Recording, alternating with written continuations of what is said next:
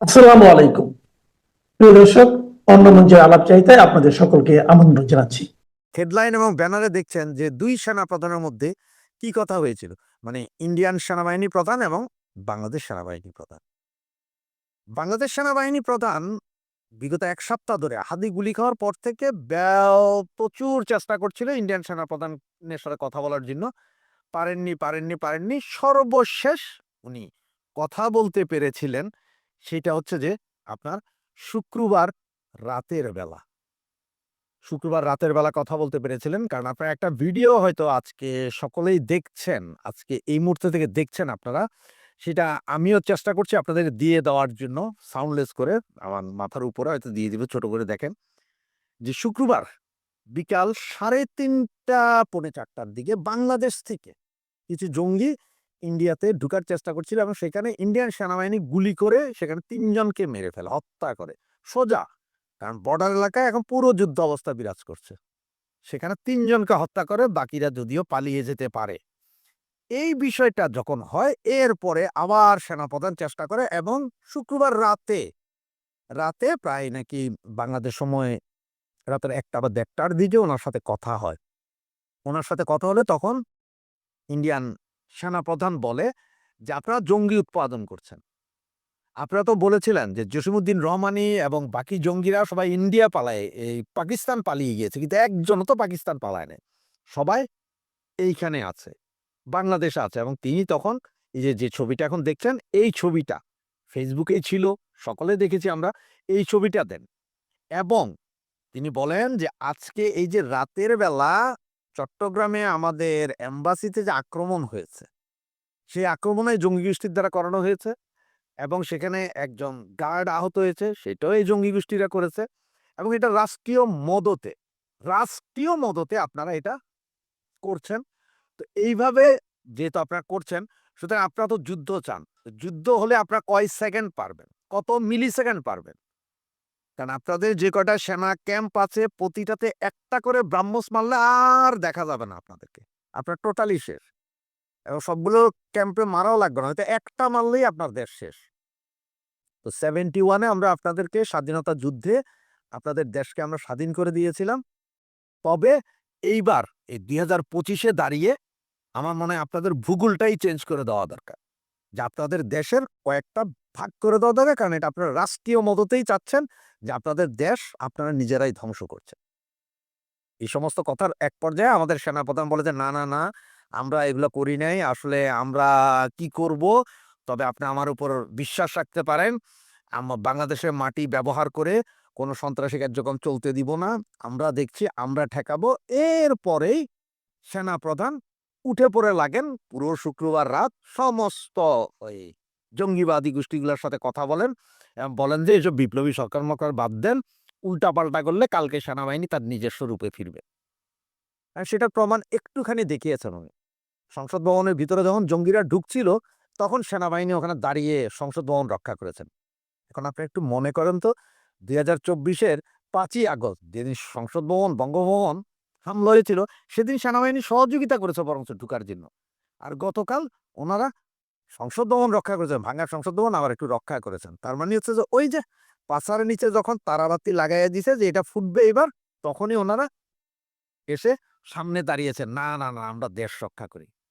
এবং ইন্ডিয়ান সেনাপ্রধান এইটাও বলছে যে, "বাড়াবাড়ির শেষ। আমরা যুদ্ধাবস্থায় আছি, এটা আমাদের আগেরই ডিক্লার। পাকিস্তানের সাথে আমরা যুদ্ধাবস্থায় আছি দেশ।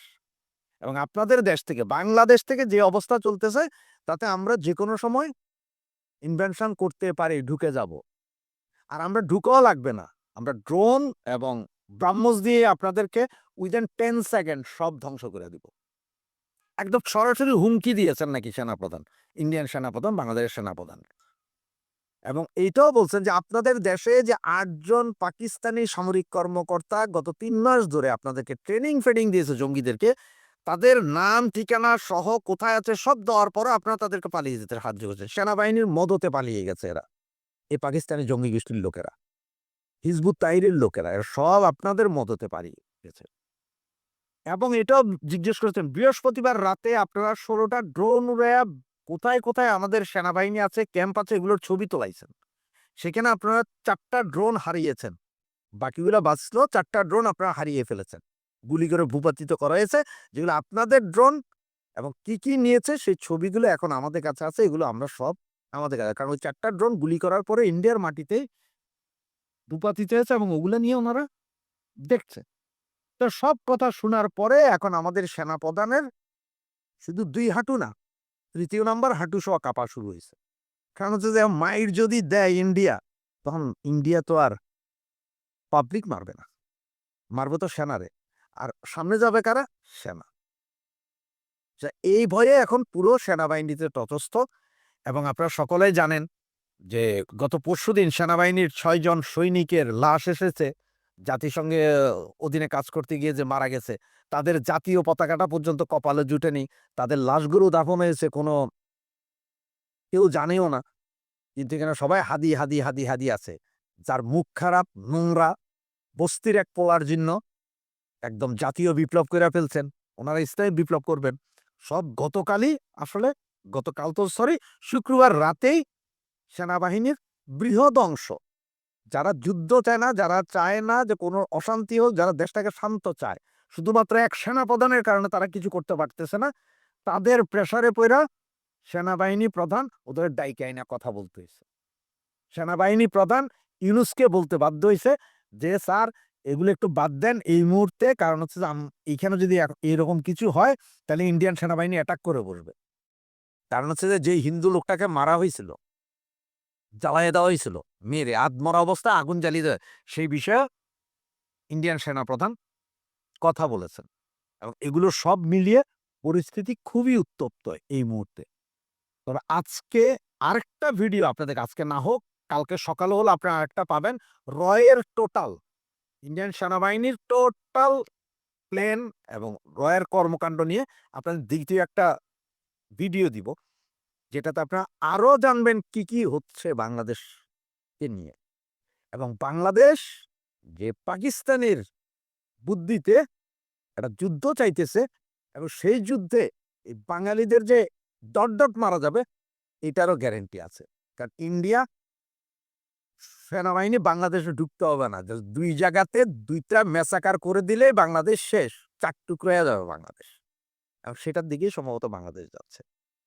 গতকাল আপনাদের সেনাপ্রধান, বাংলাদেশের সেনাপ্রধান ওয়াকারুজ্জামান আমাদের সেনাপ্রধান উপেন্দ্র ত্রিবেদীকে দুবার ফোন করেছেন। ফোন করেছেন এই কারণে যে ভারতবর্ষ যে চরমপত্রটা পাঠিয়েছিল, সেই চরমপত্র পাওয়ার পর তার খবর নিশ্চয়ই সেনাপ্রধানের কাছে গিয়েছে। সেনাপ্রধান তারপর উদ্যোগী হয়ে ফোন করেছিলেন, দুবার কথা হয়েছে।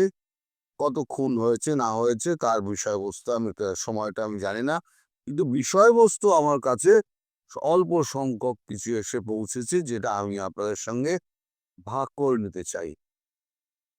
আমাদের সেনাপ্রধান ওয়াকারুজ্জামান, তিনি ভারতবর্ষের সেনাপ্রধানকে আমাদের উপেন্দ্র ত্রিবেদীকে বলেন যে ভারতবর্ষ একটি দায়িত্বশীল রাষ্ট্র, আমরা জানি ভারতবর্ষ এমন কিছু করবে না যাতে পার্শ্ববর্তী একটা ক্ষুদ্র দেশের কোন রকম ক্ষতি হয়। আপনারা আমাদের উপর আস্থা রাখতে পারেন, আমরা আমাদের মতো ব্যবস্থা নেব।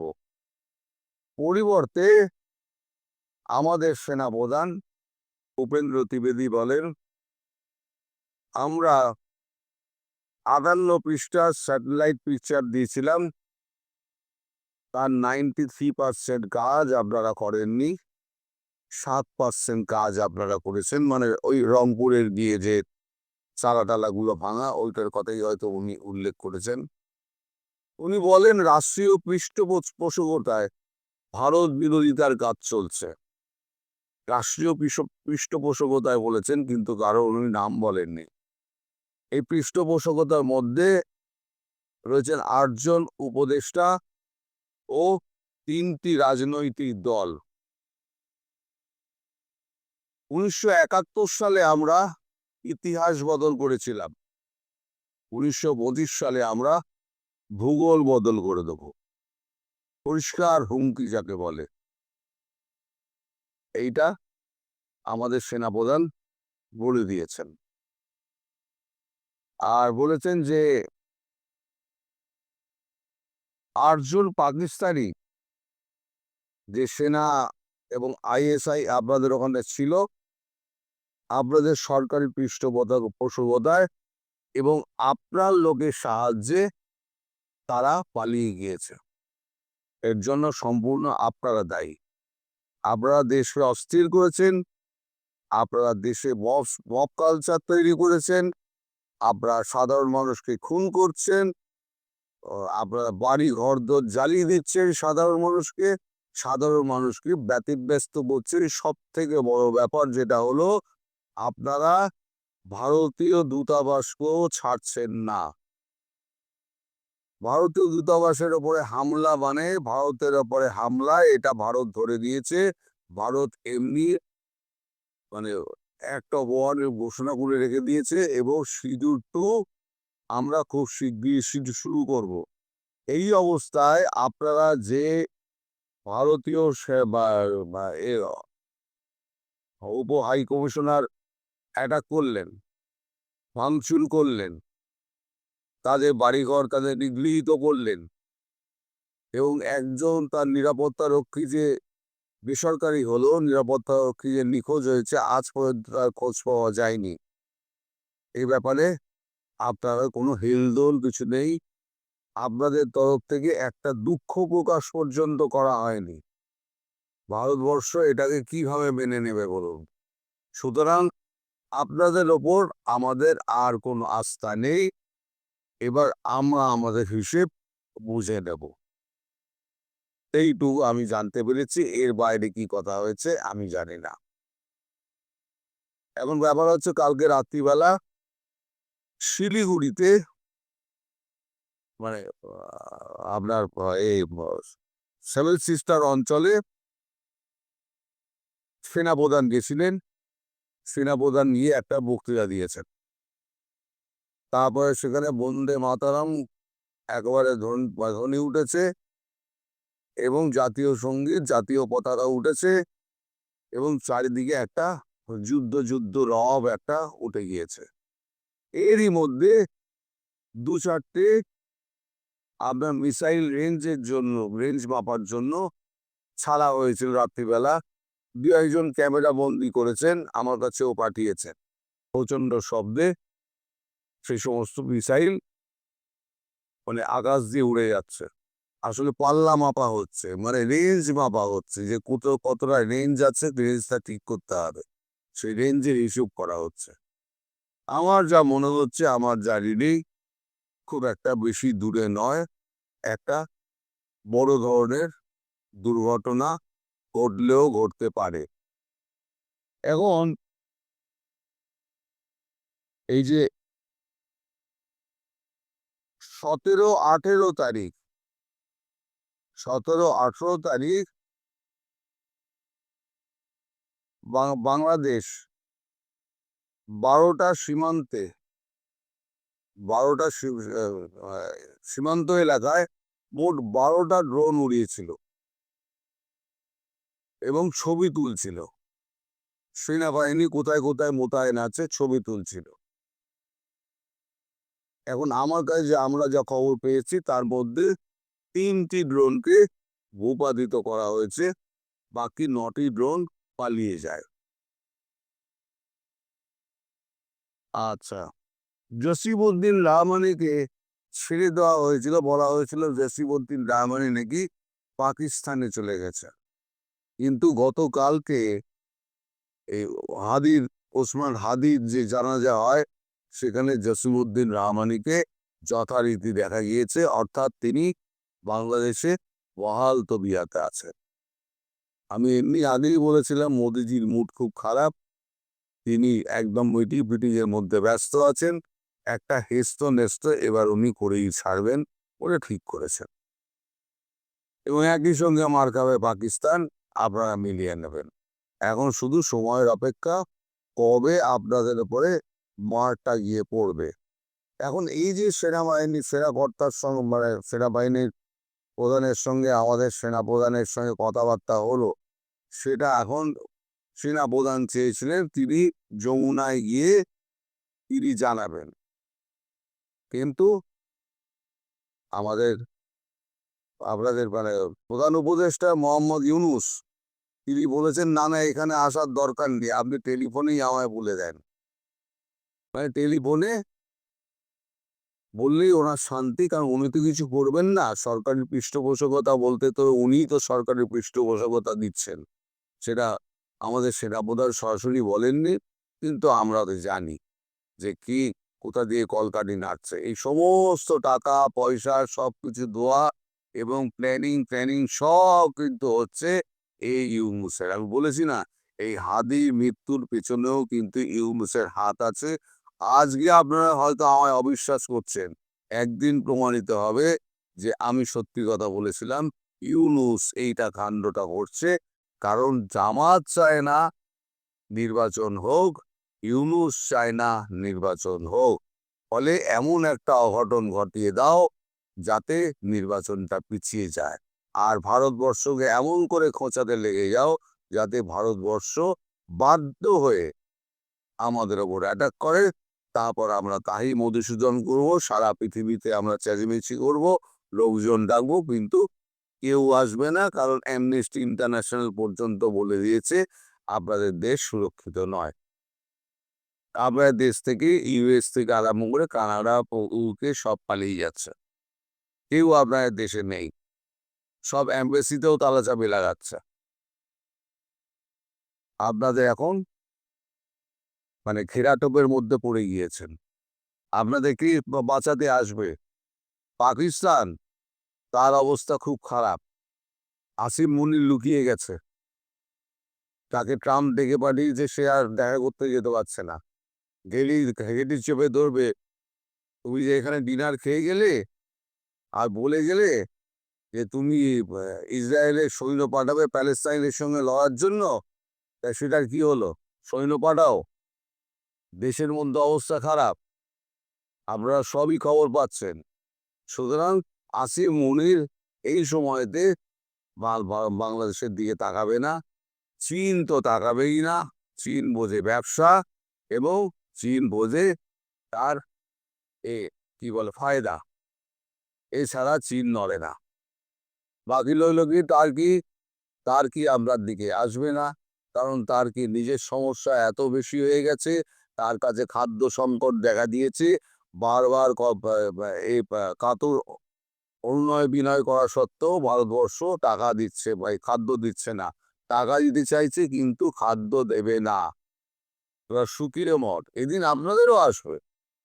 এই যে আজকে তুর্কির যে অবস্থা হয়েছে, এদিন আপনাদেরও আসবে। কাল যদি হাই কমিশন বন্ধ করে দেয়, তার মানে কূটনৈতিক সম্পর্ক ছিন্ন হয়ে গেল। যুদ্ধের আগে তো হাই কমিশন বন্ধ তো হবেই।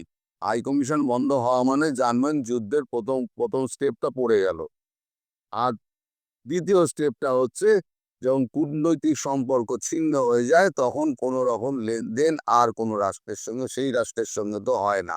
ফলে আপনাদের কাছে টাকা দিলেও ভারতবর্ষ আর খাদ্য সামগ্রী পাঠাবে না।